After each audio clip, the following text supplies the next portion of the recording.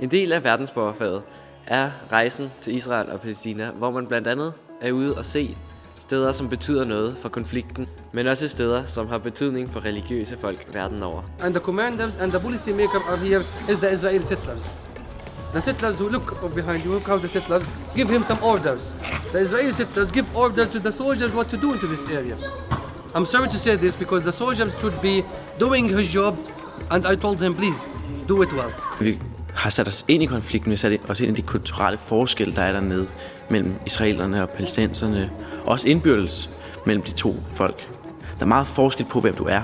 Du er ikke bare fra Palæstina eller fra Israel.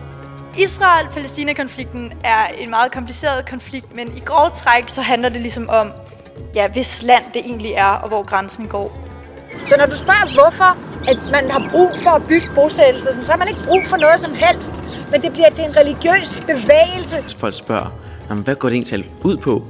Og jeg må ærligt indrømme, så står man lidt der og tænker, hvad er det handler om det her? Og i korte træk, fordi konflikten er så dyb, så den er svær at forklare i korte træk. Der er en masse, der mener, at man skal have fred, men der er bare de her få, der ødelægger det for de mange. Since as Palestinians living under Israeli military law, they say if you do not use your land 3 years, it is automatically considered as a state land. The trust and the works and the solution will come from people. Politicians will not come to a point. They will just keep talking and nagging. No, nothing.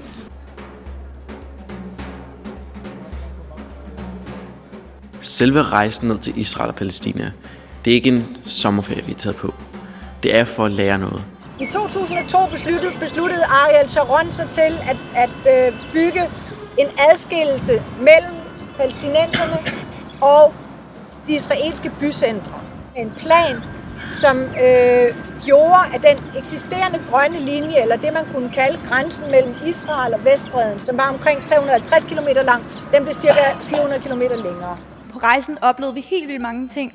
Vi var blandt andet ude og se den her by, der hedder Hebron, som er en meget opdelt by, fordi at bosættere og palæstinensere bor side om side. Men vi var også ude og plante oliventræer, og vi var ude og se muren. Vi har været ude hos folk, vi har været hjemme hos folk for at opleve, hvordan de bor. Det er meget mere at komme ud og se, og sætte billeder og sætte ord på nogle af de ting, vi har hørt om herhjemme. Vi er taget afsted for at opleve, for at lære.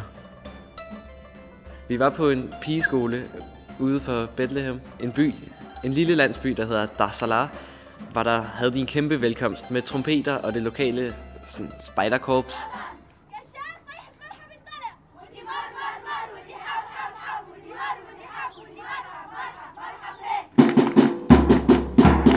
Der var sådan en blanding mellem at være en superstar og at alle var meget interesserede i en, og at ingen ville komme tæt på en overhovedet.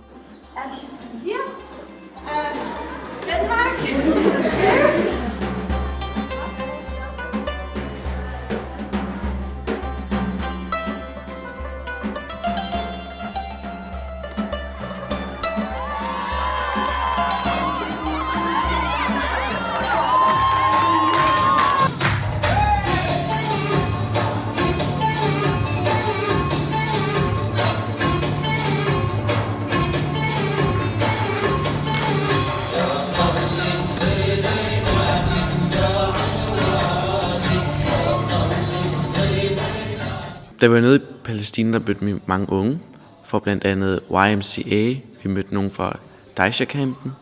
De fortalte os ligesom om konflikten og deres hverdag, men de fortalte os også om sådan nogle helt normale ting, som deres dagligdag og hvad deres livret var. Vi var også hjemme og besøge de her palæstinensiske unge, og det var helt vildt. Altså det var fuldkommen vildt og livsbekræftende. At være på hjemmebesøg var en helt vild oplevelse. Vi var der, og de var helt vildt gæstfrie. Vi fik serveret alt muligt mad, og de var virkelig venlige og flinke, og ville vildt gerne tale med os. At være på hjemmebesøg har lært mig, at unge andre steder i verden er både meget ens, men også meget, meget forskellige fra os.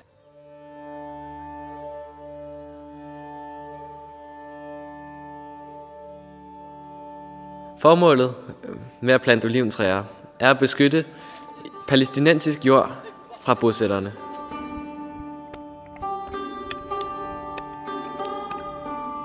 Hvis markerne ikke bliver beplantet inden for 4 år, så er det egentlig ikke bøndernes land mere. Så kan bosætterne gå ind på lovlig vis og tage det her land. Så for at de kan beholde det, så bliver vi nødt til at beplante det, og det bliver vi nødt til at hjælpe dem med. Og så er det jo også vigtigt, at vi som internationalt kommer og beplanter de her marker, fordi hvis det er bønderne selv, der gør det, så kan bosætterne egentlig bare komme og rive dem op igen, uden der egentlig kommer noget fokus på det. Ved at vi internationalt kommer der en hel masse mediedækning på det, hvis det er, at de river det op. Så derfor så gør de det ikke. Derfor er det også rigtig vigtigt, at det er os, der kommer og gør det. order to build that wall, they had to take off or to uproot more than 100 olive trees, ancient trees. Et oliventræ er meget vigtigt for en familie, fordi det går i arv fra generation til generation. Af oliventræet kan man blandt andet få olivener, olivenolie osv. De her oliventræer, som vi så planter, der skal pengene jo selvfølgelig også komme et sted fra. Og det har vi blandt andet gjort ved at søge nogle fonde, samlet pant. Vi har skrevet artikler, og her senere på året skal vi også holde nogle sponsorløb. Og på den måde samler vi så de her penge ind til de her oliventræer.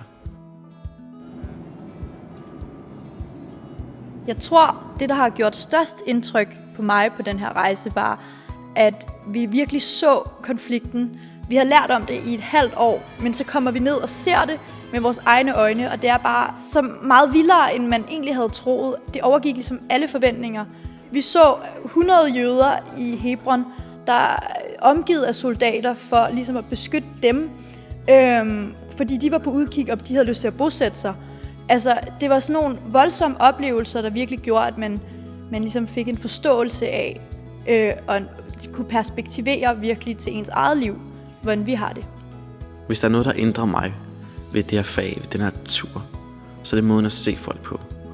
Det med at se folk, som personer, og se dem for, hvad de går op i, og hvem de er, og hvad deres interesser er, i stedet for, hvor de kommer fra, hvor mange penge de har. Det er noget, jeg tager med mig, det der med at se folk som folk, og ikke bare som en fjende fra en del af et land, man ikke kan lide. Jeg tror, når jeg tager videre herfra, kan jeg virkelig bruge verdensborgere til at have større forståelse for andre kulturer, og til virkelig at kunne forstå, hvad der sker rundt omkring i verden, hvilke konflikter, også hvor kompliceret det kan være. Jeg skal helt sikkert tilbage.